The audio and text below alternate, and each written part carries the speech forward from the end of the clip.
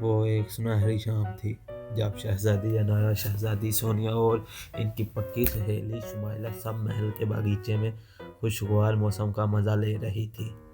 شہزادی عنایا اور سونیا دونوں جڑواں بہنیں تھیں۔ بچپن سے ہی ان کی دوستی ایک اچھے گھرانے کی لڑکی شمائلہ سے تھی۔ یہ تینوں ایک دوسرے سے بے حد پیار کرتی تھی اور ہمیشہ ساتھ ساتھ رہتی تھی۔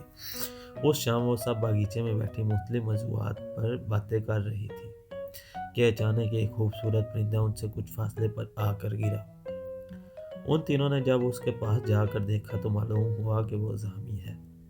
انہوں نے پرندے کی مرہم پٹی کی اور اس کے لیے چھوٹا سا گھونسلہ بنا دیا تاکہ وہ اس میں آرام سے رہ سکے۔ پرندہ آہستہ آہستہ ٹھیک ہو گیا۔ وہ سب بہت خوش تھیں۔ انہوں نے ایک پرندے کے سر پر نرمی سے باری باری ہاتھ پھیرا تو وہ اچانک ایک خوبصورت پری کی شکل میں بدل گیا۔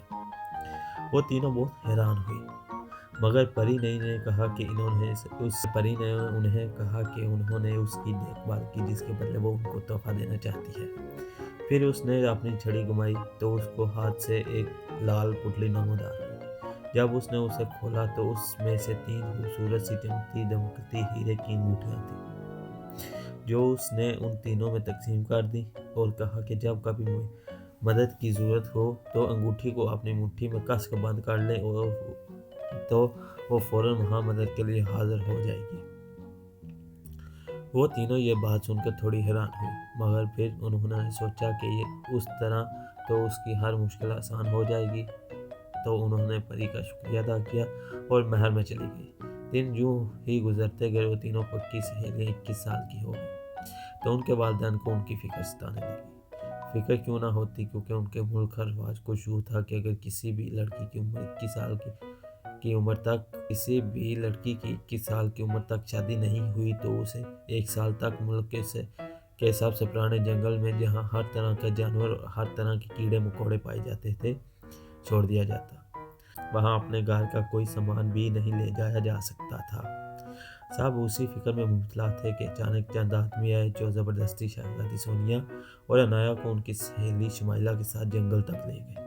وہ تینوں 3 الگ الگ سمتوں میں جائیں گی اور کوئی نہ کوئی راستہ ڈھونڈیں گی تاکہ اس جنگل سے باہر نکل سکیں۔ آخر تینوں کے راستے جدا جدا ہو گئے۔ پھر 1 گھنٹے چلنے کے بعد شہزادی عنایا کو شدت سے پیاس لگی۔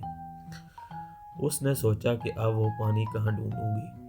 اچانک ہی اسے یاد آیا کہ وہ تو جب چاہے پری کو بلا سکتی ہے۔ تو اس نے فوراً اپنی انگوٹھی اتار کر اپنی مٹھی میں کس کر پکڑی تو ایک زوردار جھٹکا ہوا اور پری وہاں آ گئی اور اس نے شہزادی عنایا سے پوچھا کیا کام ہے۔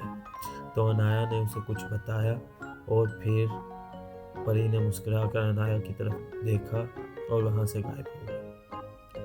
شہزادی سونیا ایک پیڑ کے پاس آ کر رکی ہی تھی کہ اچانک کسی نے اسے کے سر پر ہاتھ پھیرا اور وہ بے ہوش ہو گئی۔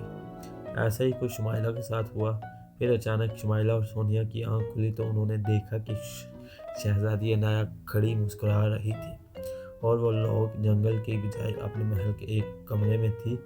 ان دونوں نے حیرت سے عنایا کو دیکھا تو اس نے بتایا کہ اس پری نے سے کہا تھا کہ وہ ان دونوں کو اس کے پاس لے کر آئے اور پھر انہیں چپکے سے محل کے کسی کونے کے کمرے میں چھوڑ دے جہاں لوگوں کا گزر نہ ہو، اور ان دونوں سونیا اور شمائلہ کو بھی اس بات کا علم نہ ہو ورنہ وہ ڈر جائیں گی، کیونکہ سونیا اور شمائلہ جادو اور پریوں سے ڈرتی تھی۔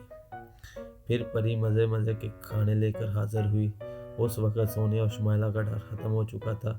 پھر عنایا نے پری سے کہہ کر ملک کے اس رواج کو ختم کروا دیا اور پھر سب لوگ خوشی خوشی رہنے لگے۔